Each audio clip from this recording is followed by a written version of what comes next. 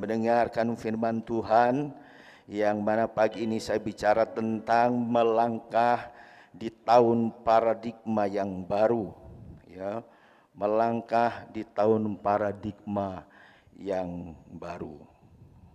Saya percaya di tahun yang baru, tahun 2022, dengan kondisi yang kita sampai hari ini masih merasakannya, biarlah paradigma yang baru itu Tuhan berikan kepada kita sehingga itu bisa kita lakukan. Amin.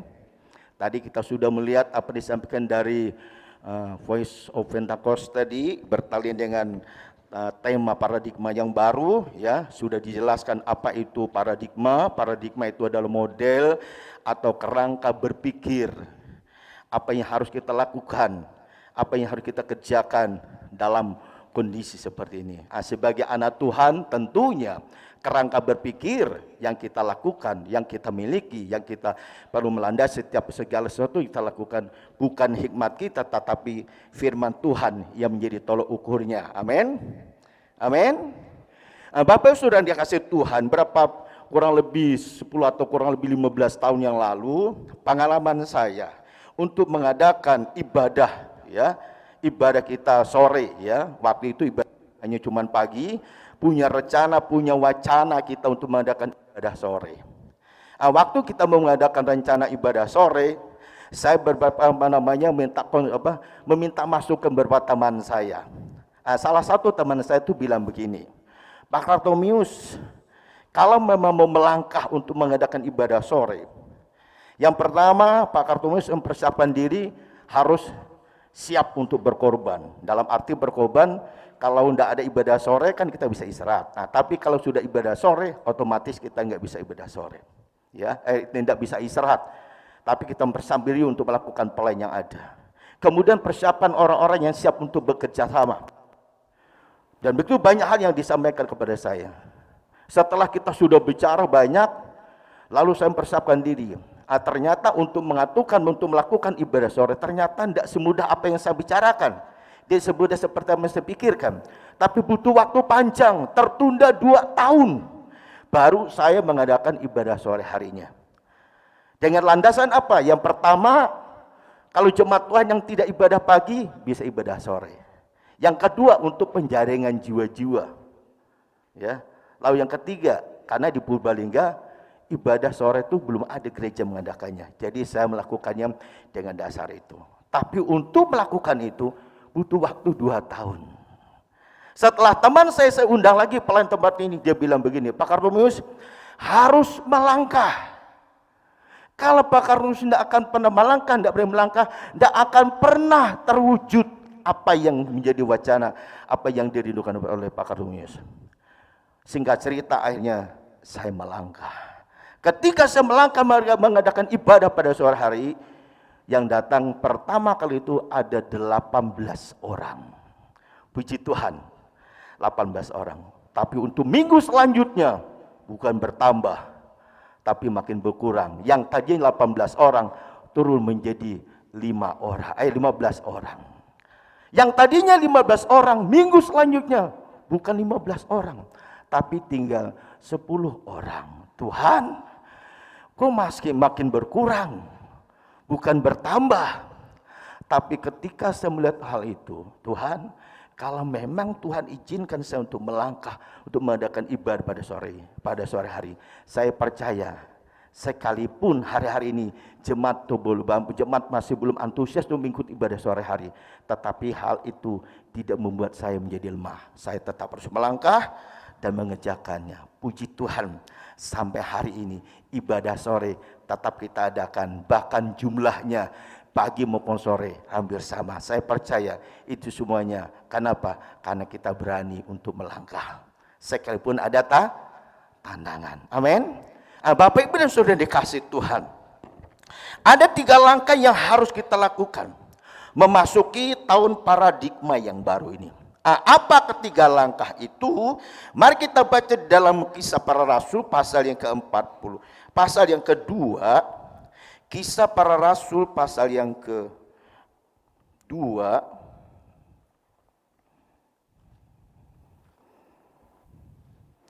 ayat yang ke-44 hingga ayat yang ke-47. Kisah Para Rasul pasal yang kedua, ayat yang ke-44 mulai hingga ayat yang ke-47. Cara hidup jemaat yang pertama. Demikian perkataan firman Tuhan. Dan semua orang yang telah menjadi percaya tetap bersatu, dan segala kepunyaan mereka adalah kepunyaan bersama. Dan selalu ada dari mereka yang menjual harta miliknya, lalu membagi-bagikannya kepada semua orang yang sesuai dengan keperluan mereka, keperluan masing-masing. Dengan bertekun dan dengan sehati mereka berkumpul tiap-tiap hari dalam bait Allah. Mereka memecahkan roti di rumah masing-masing secara bergilir dan makan bersama-sama dengan gembira dan dengan tulus hati. Ayat ke-47, sambil memuji Allah, dan mereka disukai semua orang, dan tiap-tiap hari Tuhan menambahkan jumlah mereka dengan orang yang diselamatkan. Katakan amin. Bapak dan Saudara dikasih Tuhan, orang-orang yang percaya di situ, mereka adalah orang-orang yang telah mendengar pemberitaan Injil yang disampaikan oleh beberapa hamba Tuhan atau rasul-rasul Tuhan. Waktu itu salah satunya Rasul Petrus. Ketika mereka telah mendengarkan Injil yang disampaikan oleh rasul-rasul, salah satunya Rasul Petrus pada waktu itu, akhirnya banyak orang yang menjadi percaya. Bahkan di situ kalau kita baca dalam ayat bagian di atas itu, jumlah mereka terus bertambah. Bahkan ketika Rasul jumlah percaya kurang lebih 3.000 orang dan terus bertambah dan bertambah. Ketika mereka sudah mendengar Injil itu, lalu mereka menyerahkan diri untuk dibaptis. Setelah mereka dibaptis, di situ tadi dikatakan mereka orang-orang yang bertekun dalam pengajaran, dalam doa dan hal yang lainnya.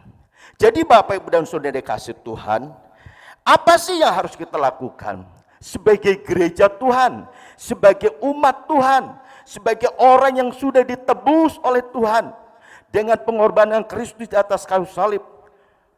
Sebagai gereja Tuhan, apa yang harus kita kerjakan memasuki tahun paradigma yang baru ini?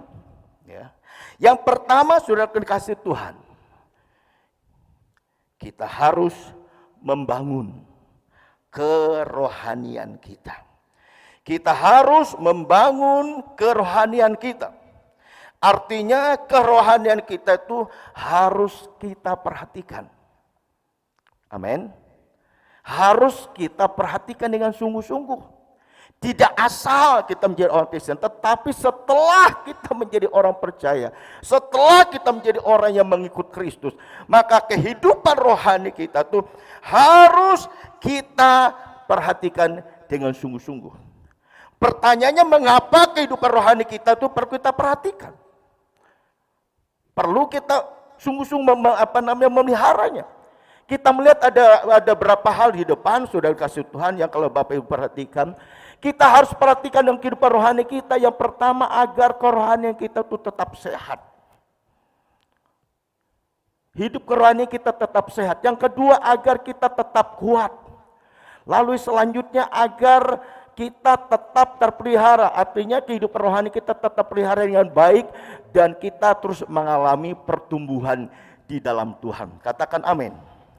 Jadi untuk sehat, supaya kita tetap kuat secara rohani, harus kita perhatikan dengan sungguh-sungguh dalam kehidupan rohani kita. Lalu bagaimana caranya supaya kita itu bisa bertumbuh, supaya kerohanian kita kuat, supaya kehidupan rohani terus menjadi dewasa dalam Tuhan? Ada berapa hal yang harus kita lakukan. Yang pertama, ada saat teduh pribadi, ya. Kemudian bertekun dalam doa, baca firman Tuhan, ada mesbah keluarga, ada ibadah. Dengan kata lain, kita harus setia mengikuti ibadah yang kita lakukan di gereja kita. Bahkan mungkin kita mengikuti seminar-seminar yang lain, lewat webinar dan sebagainya. Itu harus kita lakukan. Saudara dikasih Tuhan, bertekun. Bertekun. Untuk bertekun itu memang tidak mudah, ya. Seperti jemaat mula-mula tadi, mereka bertekun dalam pengajaran, ya. Di dalam kamus bahasa Indonesia, bertekun itu artinya adalah berkeras hati atau bersungguh-sungguh di dalam melakukan, bahkan di dalam belajar atau dalam melakukan segala sesuatu. Berarti ada usaha yang keras, perjuangan yang sungguh-sungguh di dalam melakukan segala sesuatunya. Contohnya jemaat yang mula-mula, mereka bertekun dalam pengajaran, mereka bertekun di dalam doa. Kenapa itu mereka lakukan?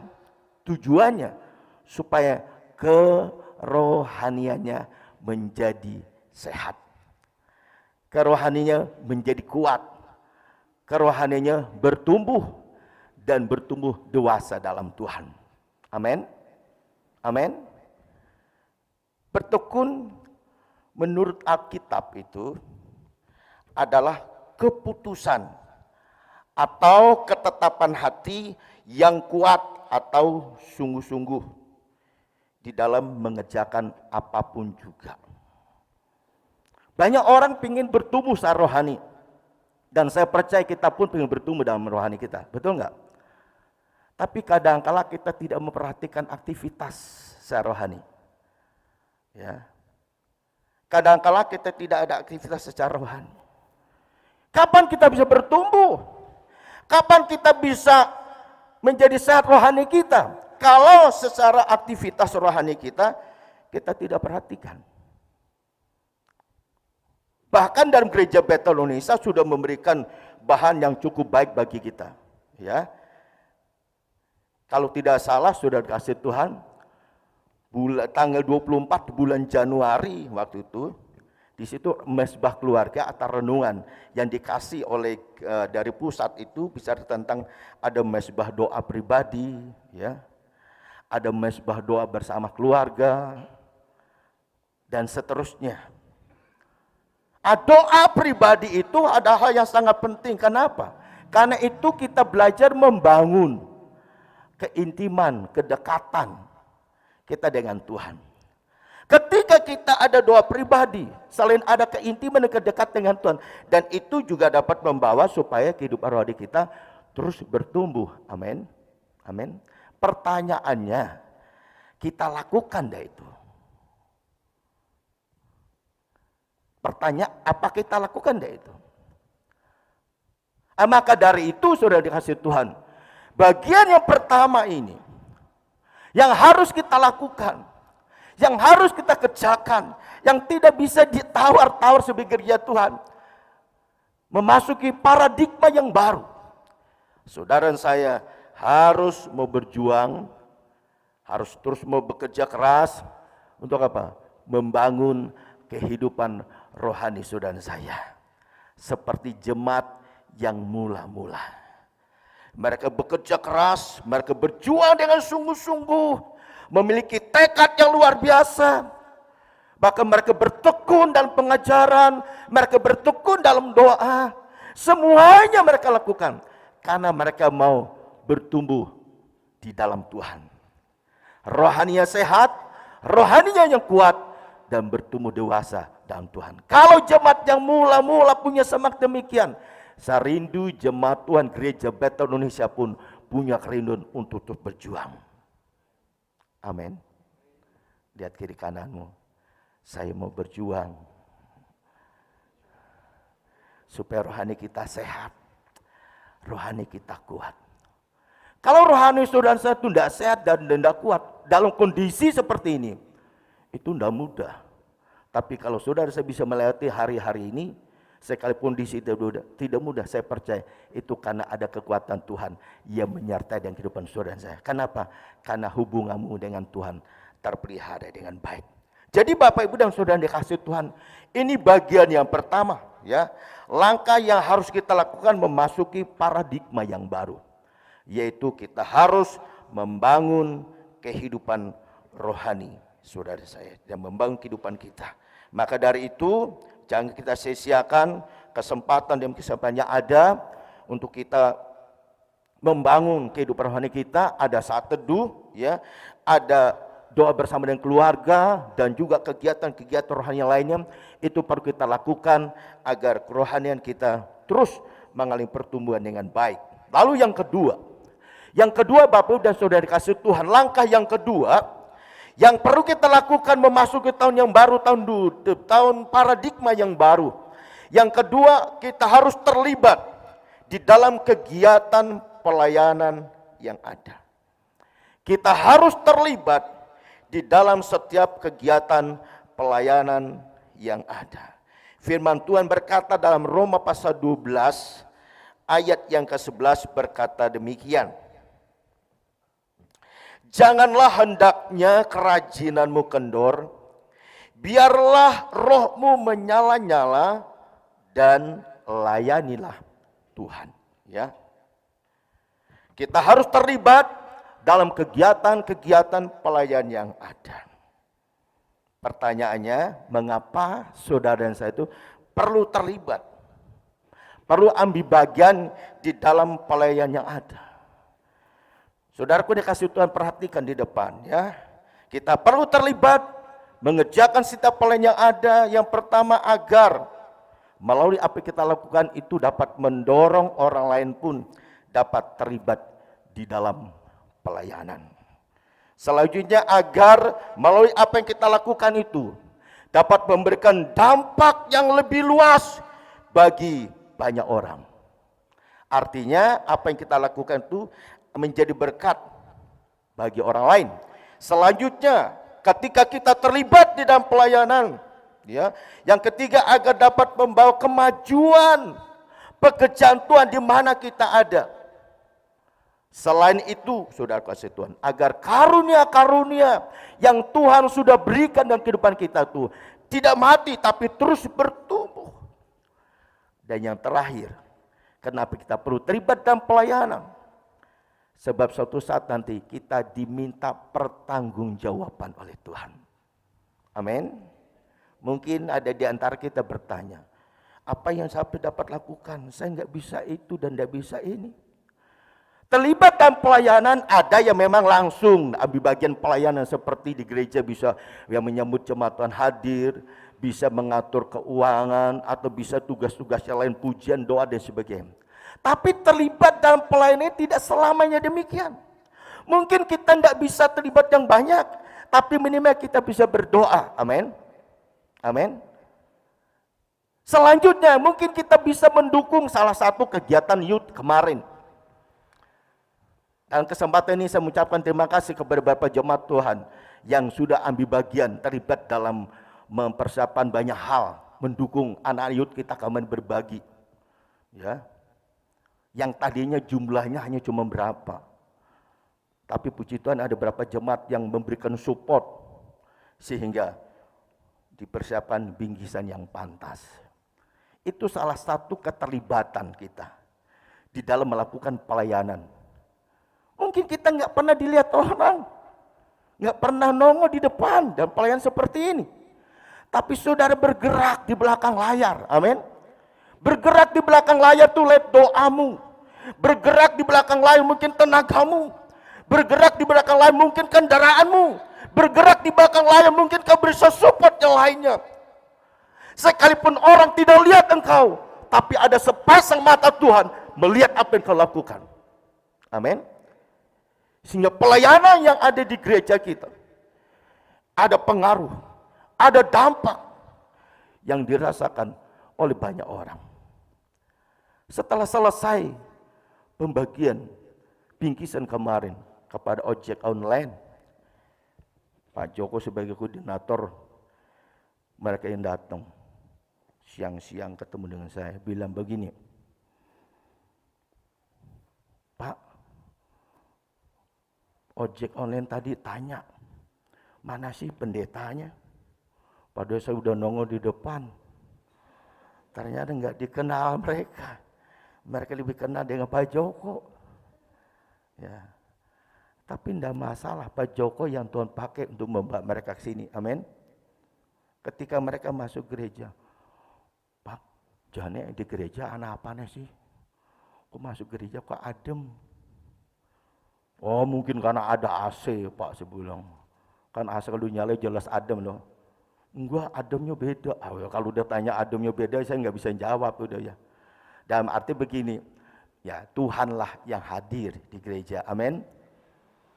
Lalu Pak Joko bilang begini, Jani di gereja, teman tanya, Jani di gereja didoakan apa nih sih Pak? Kok enak teman masuk gereja? Orang lain yang nggak pernah masuk gereja kok hatinya adem. Pertanyaan saya, ketika sudah masuk gereja, adem apa hatinya? Jangan-jangan dari rumah bawa hatinya lagi gembrungsung. Masuk gereja, yang orang lain bisa menikmati hadirat Tuhan, boleh menikmati kebaikan Tuhan. Tapi sepanjang kebaktian hatinya bergelora terus, kesel terus. Lihat orang lain bukan ceria, tapi cemberut aja lu. Hatinya masem terus. Kalau orang lain merasakan sesuatu di gereja kita, adem bukan karena AC, tapi adem karena kehadiran Tuhan. Masa saudara yang sudah sekian tahun pelayanan, yang sudah sekian tahun ke gereja, masuk gereja kok hatinya malah gembrungsung. Kewalik namanya ya. Lihat kiri kananmu, hatimu jangan gembrungsung ya Allah sekalian.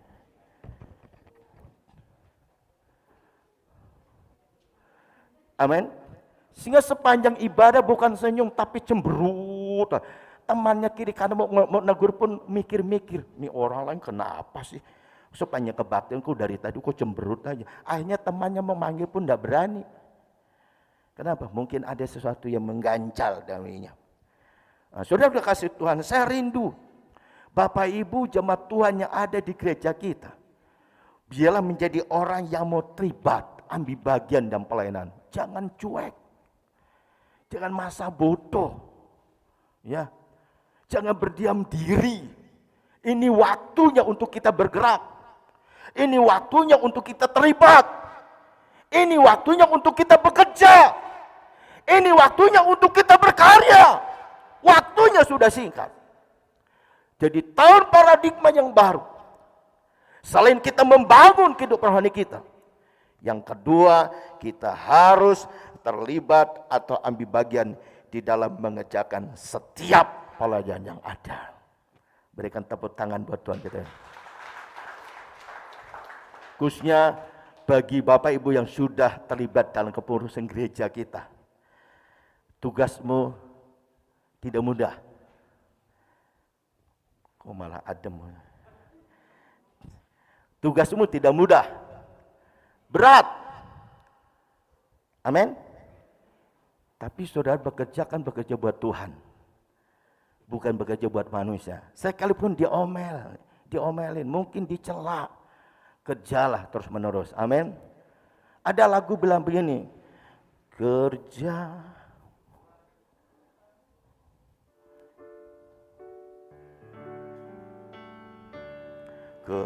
kurang tinggi. Kerja buat selalu biar pikul salib.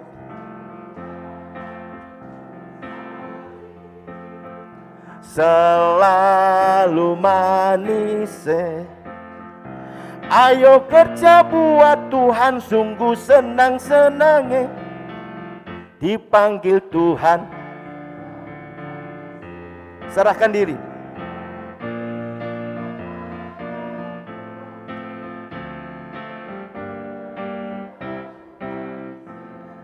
Nah, saya mau tanya, Bapak Ibu yang sudah membimbing pelayanan, apakah ketika kau melayani pekerjaan Tuhan hatimu tetap bersukacita? Sekalipun banyak tantangan, sekalipun pikul salib. Saya teringat waktu khotbah Handul beberapa minggu lalu. Jadi orang Kristen itu jangan berpikir enak terus, tapi kadang-kala kita disuruh pikul salib. Nah, ini kan pikul salib kan pada loyo dah. Pikul salib itu bukan betul lah ambil kayu dipasang pasang lu. Kenapa sih saya kan jadi mikul salib ini? Pikul salib itu bisa karena perasaanmu, karena diomelin orang lain, mungkin dicela orang lain. Masa bekerja kok cuman begini? Masa cuman itu? Kadang-kala Tuhan izinkan ada kalimat itu didengar kita. Tapi ketika engkau melakukan itu dengan segenap hatimu, seperti dalam Kolose pasal 3 ayat 23 sampai 24. Sekalipun mungkin apa kita lakukan itu banyak kurangnya, tapi fokus kita untuk belajar kebenaran Tuhan. Ketika kita sudah melakukan itu dengan segenap hati, maka ada upah yang Tuhan sediakan. karena aku Tuhanmu dan kamu hambaku. Aduh, luar biasa. Amin. Maka dari itu saudara-saudara, kalau selama ini ada di antara kita jemaat Tuhan yang selama ini mungkin responnya adem-adem saja dalam kegiatan pelayanan, mulai hari ini dan seterusnya di tahun paradigma yang baru ini, mari kita melangkah, mari kita ambil bagian, mari kita melakukan, mari kita ada action yang kita kerjakan, supaya apa yang kita lakukan memberi dampak bagi orang lain. Amin. Anak youth kemarin pada waktu membagi bingkisan, kamu ada uang berapa? 1 juta. Mau beli apa? Mau beli beras. Mau dibagi ke berapa orang? Sekian orang. Oh, kalau sekian orang berasnya cuma 3 kilo. Terus apalagi? Cuman beras tok. Loh, beras tok kemana nih? Saya pikir, istri saya bilang, Pak, kita tambahkan apa?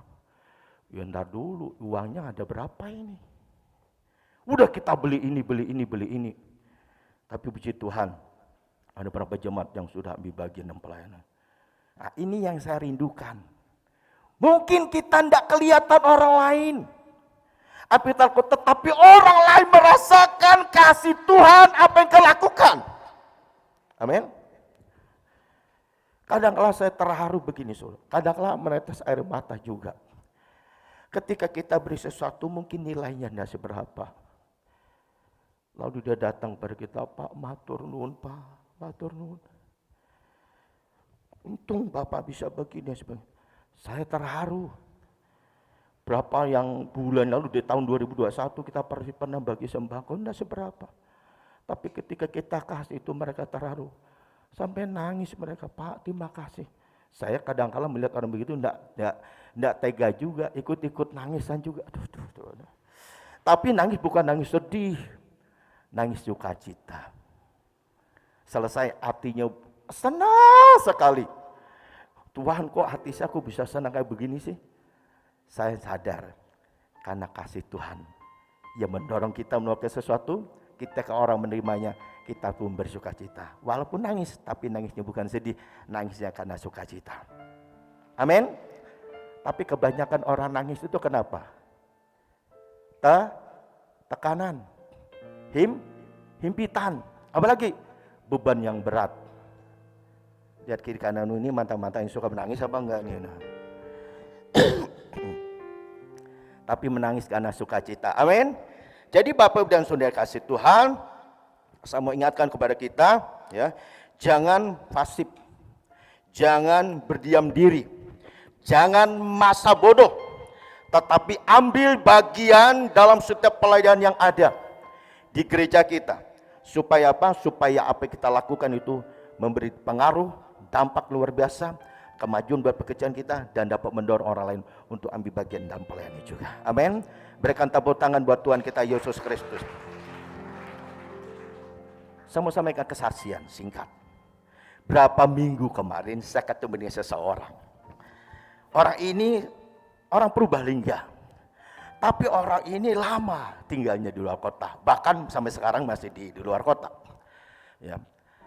Ketika saya ketemu, dia sempat ketemu dengan saya, cerita begini. Ini Om Kartomis ya? Oh iya. Lalu diantar keluarganya. Om, ini saudara saya. Ini saudara kami yang bontot. Tinggalnya di sini. Orang ini pelayannya luar biasa, Om. Dilala dia di sebuah gereja di Bogor itu, gereja Bethel Indonesia juga. Punya cerita bilang gini, Om terima kasih. Sudah bisa membantu keluarga saya ini dia. Saya bilang sama-sama, Ci. Setelah itu dia cerita begini, Om saya dulu masa kecil saya, ini perhatikan ya. Masa kecil saya Om dulu saya sering kali bersama ibu saya naik sepeda. Pagi-pagi jam 4:30 sudah ke gereja, ikut doa pagi di sebuah gereja di Purbalingga. Habis doa pagi kita masak, habis itu kita jualan. Setelah cerita begitu, lalu sekarang saya mau kerja di luar kota. Kerja bagian ini. Saya sekarang jenuh bekerja. Saya memang menghasilkan dapat uang, tapi saya jenuh. Kalau saya begini terus, kapan selesainya? Sekarang dia ambil bagian pelayanan banyak. Dia bilang begini, saya mau ambil bagian pelayanan. Kenapa? Karena saya tahu apa yang saya kerjakan secara materi, mungkin kebutuhan saya terpenuhi. Tapi kadang-kala kehidupan rohani saya tidak begitu saya perhatikan. Tapi mulai sekarang saya ambil bagian pelayanan. Kenapa dia mau ambil bagian pelayanan? Dia bilang begini, karena mama saya dulu melatih saya, supaya kamu jangan lupa dengan Tuhan. Selain jangan lupa dengan Tuhan, kamu juga harus dukung pekerjaan Tuhan yang ada di mana kamu berjamaah. Sekarang dia menjadi orang yang getolnya luar biasa. Ambil bagian pelayanan luar biasa. Dia bilang begini, selagi ada kesempatan, saya tetap bekerja, mencari napas setiap harinya. Tetapi sekalipun demikian, aku tetap ada waktu untuk aku membangun hubunganku dengan Tuhan. Terlebih aku ambil bagian dalam pelayanan, karena aku tahu hidup dalam dunia ini tidak selamanya.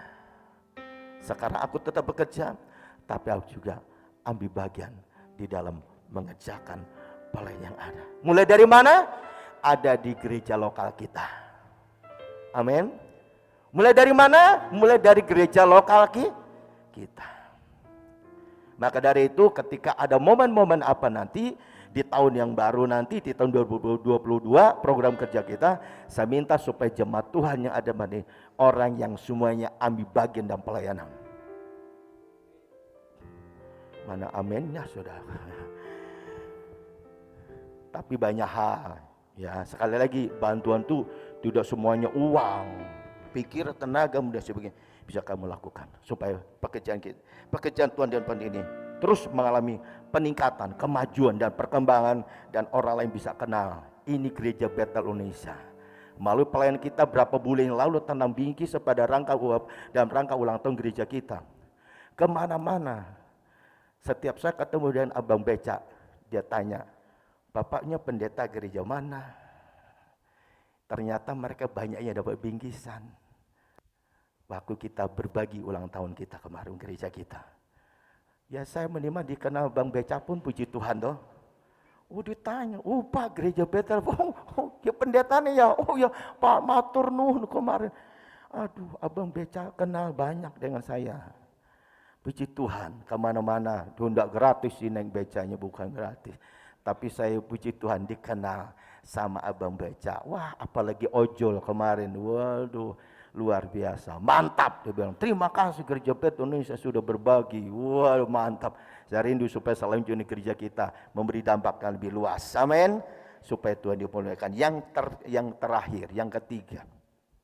Langkah yang harus kita lakukan memasuki paradigma yang baru di tahun 2022. Ya. Yang ketiga, gereja Tuhan harus terus berjaga-jaga. Gereja Tuhan harus terus berjaga-jaga. Mengapa kita harus berjaga-jaga? Supaya kita tidak jatuh ke dalam berbagai pencobaan.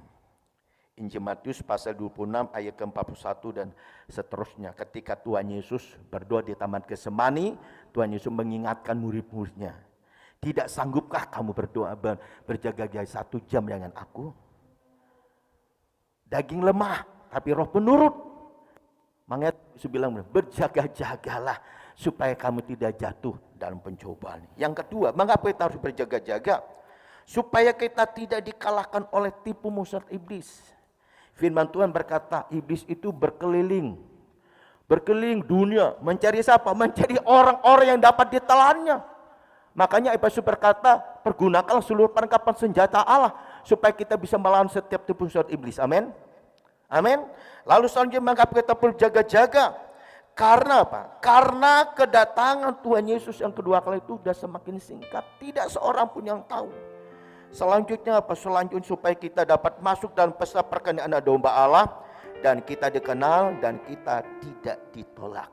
Injil Matius pasal yang ke-25 ayat yang pertama hingga ayat yang ke-13. Tentang 5 gadis yang bodoh dan 5 gadis yang bijaksana. Ketika Bapak Ibu membaca itu, kita lihat apa dikatakan di dalam firman Tuhan itu. Gadis yang bodoh, masa bodoh, cuek. Orang lain mempersiapkan pelita dan minyaknya, dia tidak memperhatikan itu. Ketika mempelai Kristus datang, mereka kelabakan, mereka bingung. Lalu bilang begini kepada gadis yang bijaksana, saudaraku coba tolong kasih minyak kepada. Mereka bilang, kami nanti cukup. Pergi cari ke tempat lain. Ketika mereka pergi, mempelai Kristus datang. Ketika mempelai Kristus datang, mereka sudah selesai persiapan. Mereka mengetuk pintu di situ. Katakan, Tuhan, Tuhan bukakan kami pintu. Lalu ada suara dalam, aku tidak mengenal engkau, hanyalah engkau. Saya tidak mau kita menjadi orang yang tidak dikenal Tuhan. Saya tidak mau saudara tidak masuk dalam pesta perkenanan domba Allah. Saya tidak mau kalau saudara tidak dikenal Tuhan. Tapi saya mau supaya kita semua dikenal. Ketika dia datang, dia berkata, hai hambaku yang setia, masuklah dalam kebahagiaanku, dalam pesta perkawinan anak domba Allah. Saya rindu jemaat Tuhan di Gunung Padang. Ada gereja Tuhan, jemaat Tuhan. Tidak hanya membangun kehidupan rohani kita, ya, tidak hanya terlibat dalam pelayanan, ambil bagian pelayanan, tapi gereja Tuhan yang terus mau berjaga-jaga. Sehingga ketika Tuhan Yesus datang kedua kali kelak, ia mendapat kita orang yang tekun, orang setia, orang yang terus gigih mencari Tuhan. Sehingga dia berkata, mari umatku yang aku kasihi, kita masuk dalam pesta perkawinan anak domba Allah. Biarlah itu kalimat itu yang Tuhan sampaikan bagi kita, sehingga kita boleh menikmati kebahagiaan bersama dengan Tuhan kita. Amin. Tuhan Yesus memberkati kita sekalian. Inilah firman Tuhan. Saya rindu supaya memberkati kita sekalian. Kita bangkit berdiri sambil kita mempersiapkan untuk perjamuan kudus kita hari ini. Terima kasih Tuhan Yesus. Terima kasih. Kita naikkan pujiannya tadi. Hidup ini adalah kesempatan. Terima kasih Tuhan. Syukur.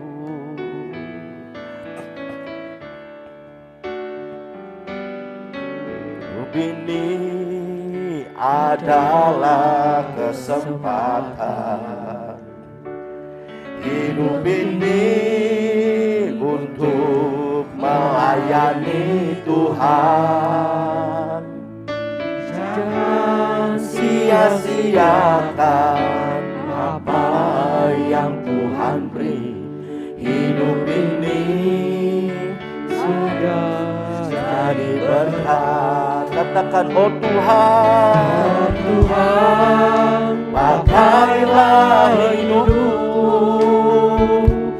selagi aku masih kuat.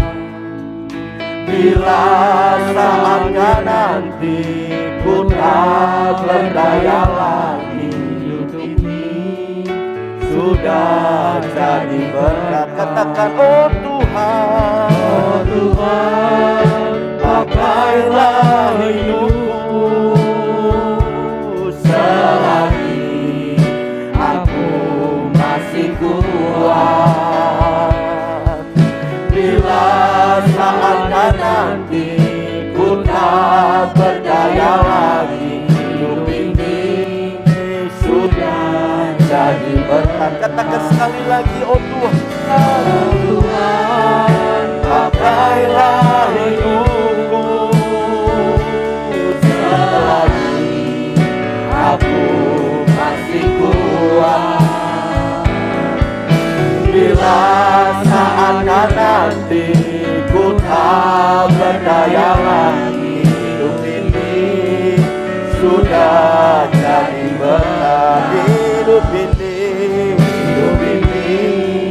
sudah jadi berkat. Hidup ini sudah jadi berkat. Oh haleluya Tuhan, syukur Yesus, haleluya, haleluya. Terima kasih Bapa, terima kasih Yesus, terpujilah namamu Bapa. Bapa surgawi, Bapa, di dalam nama Tuhan Yesus Kristus, oleh kasih Tuhan dan kemurahan Tuhan, kami boleh menikmati kasih-Mu dalam ibadah kami hari ini. baik itu lewat pujian maupun lewat firman-Mu. Kami rindu Tuhan Yesus, firman-Mu yang telah kami dengar pagi hari ini. Biarlah firman-Mu mendorong kami, memotivasi kami, supaya di tahun paradigma yang baru ini Tuhan, kami mau melangkah membangun kehidupan rohani kami.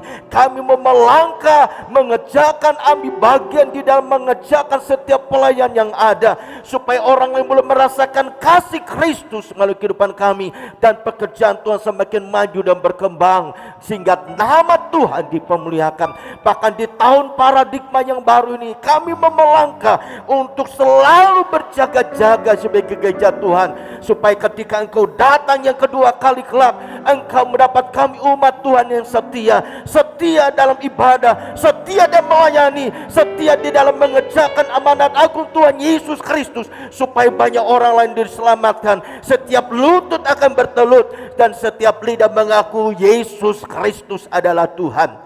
Dan setiap kami telah mendengarkan firman Tuhan dalam ibadah ini, biar itu mendorong kami untuk terus bangkit dalam Tuhan.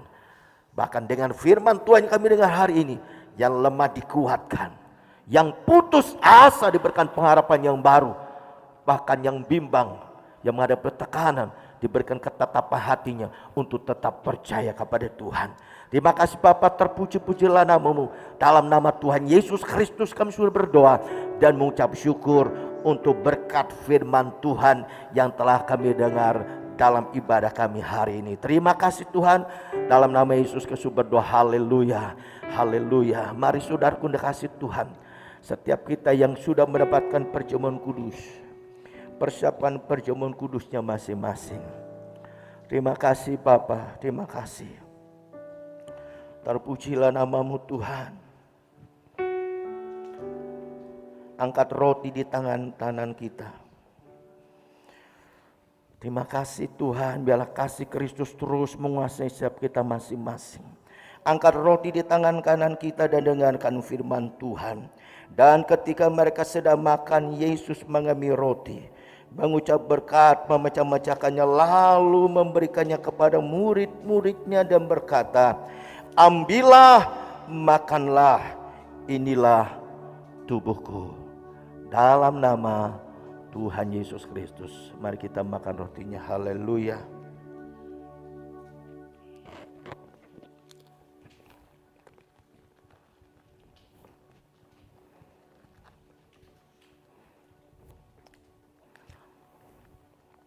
Kemudian angkat cawan anggur di tangan kanan kita. Sesudah itu ia mengambil cawan, mengucap syukur, lalu memberikannya kepada mereka dan berkata, minumlah kamu semua dari cawan ini, sebab inilah darahku, darah perjanjian yang ditumpahkan bagi banyak orang untuk pengampunan dosa.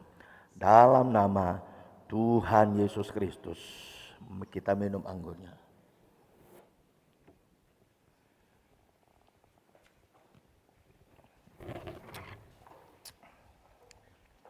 Terima kasih Tuhan. Naikkan ucapan syukur-Mu masing-masing kepada Tuhan. Terima kasih Tuhan Yesus, terima kasih. Syukur Tuhan, syukur Yesus. Haleluya.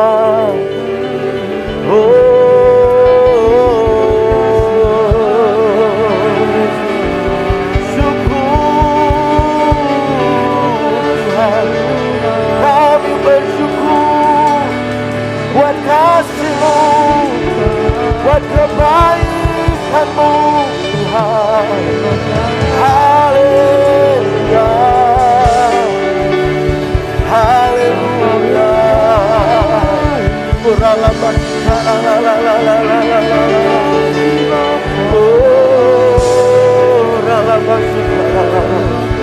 Kami bersyukur, kami bersyukur. Haleluya, haleluya. Yesus Engkau baik, Yesus Engkau baik. haleluya. Syukur, haleluya Tuhan. Terima kasih Yesus. Haleluya Yesus, haleluya Tuhan. Terima kasih Tuhan Yesus, terima kasih Tuhan. Haleluya Yesus, haleluya. Haleluya Yesus, haleluya. Kasih Allahku sungguh telah terbukti ketika Dia serahkan anaknya. Kasih Allah mau berkorban bagi kau dan aku. Tak ada kasih seperti kasih-Mu. Katakan kasih Allahku, kasih Allahku sungguh telah terbukti. Amin Tuhan. Ketika Dia serahkan anaknya.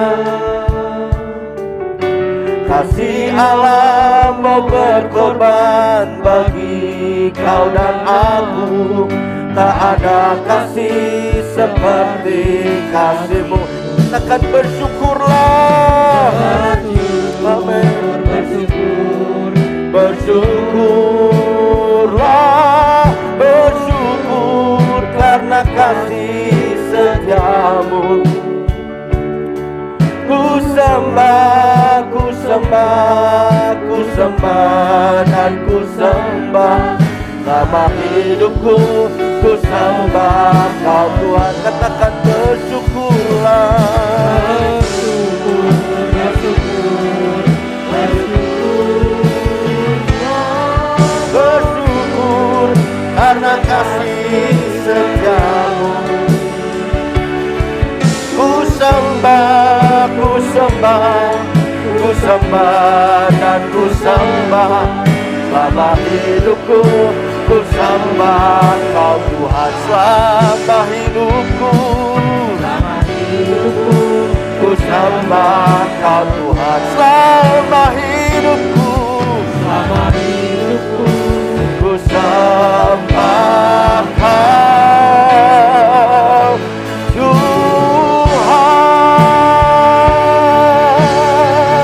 Berikan sorak-sorai bagi Tuhan.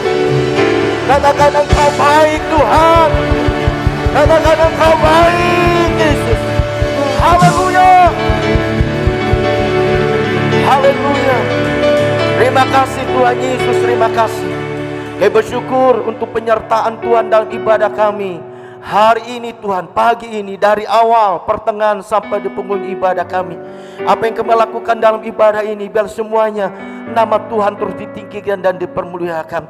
Lewat ibadah ini roh kami terus disegarkan, iman kami terus dikuatkan, supaya kami menjadi umat Tuhan yang terus bangkit di dalam Tuhan. Terima kasih Bapa, terima kasih. Kami bersyukur untuk semua hamba-hamba yang sudah melayani dalam ibadah ini. Apapun pelayanan dilakukan, biarlah semuanya Tuhan membawa kepujian bagi nama Engkau Tuhan. Dan Tuhan terus melengkapi, Tuhan terus mengurapi, supaya setiap hamba-hamba-Mu terus Engkau pakai untuk menjadi alat-Mu, sehingga pelayanan mereka untuk ke depan Kau pakai dengan luar biasa. Dan jemaat Tuhan yang hadir dalam ibadah ini, tidak seorang yang Kau lewati, tapi semuanya boleh diberkati Tuhan, sehingga ketika kami pulang ada sukacita daripada Tuhan, ada kekuatan yang baru, semangat yang baru, dan ada berkat-berkat yang baru yang Tuhan berikan bagi kami. Terima kasih Tuhan Yesus, terima kasih. Terpuji-pujilah nama-Mu. Di dalam Yesus Kristus kami sudah bersyukur atas kehadiran-Mu dalam ibadah kami hari ini atau pagi ini. Terima kasih Bapa, berkat juga persiapan ibadah kami yang kedua nanti sore. Allah Roh Kudus yang terus bekerja berkarya, mengurapi, dan jemaat yang sudah mendatarkan diri tetap antusias untuk mengikuti ibadah-ibadah yang ada. Terpujilah nama-Mu Tuhan. Dalam nama Tuhan Yesus Kristus kami sudah bersyukur kepada Tuhan. Haleluya, haleluya. Dan tiba saatnya kami akan kembali. Biarlah Tuhan menuntun kami supaya setiap kami boleh pulang tiba di rumah dengan baik dan tidak kurang suatu apapun. Terima kasih Tuhan, haleluya. Mari Bapak Ibu dan Saudara yang dikasihi Tuhan, kita bersama-sama mengarahkan hati kita dan angkat tangan kita. Kita akan pulang dan tidak berkat pada Tuhan. Tuhan memberkati engkau dan melindungi engkau. Tuhan menyinari engkau dengan wajahnya dan memberi engkau kasih karunia. Tuhan menghadapkan wajahnya kepada engkau damai sejahtera. Sekarang saudara kasih Tuhan, terimalah berkat dari Bapa, kasih sayang di dalam Tuhan kita Yesus Kristus, serta persekutuan dengan kuat kuasa Roh Kudus menyertai kita sekalian mulai saat ini sampai Maranatha. Mempercayakan kita sepakat berkata, amin. Tuhan Yesus berkati kita sekalian.